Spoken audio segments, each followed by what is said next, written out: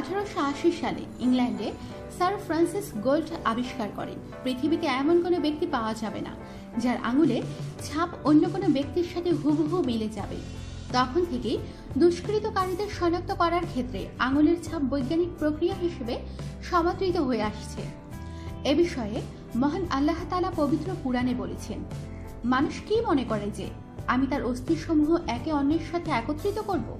তাহলে তাদের বলো, কেবল এই নয়, আমি তার আঙুলের ডগা পর্যন্ত আলাদা করতে সক্ষম।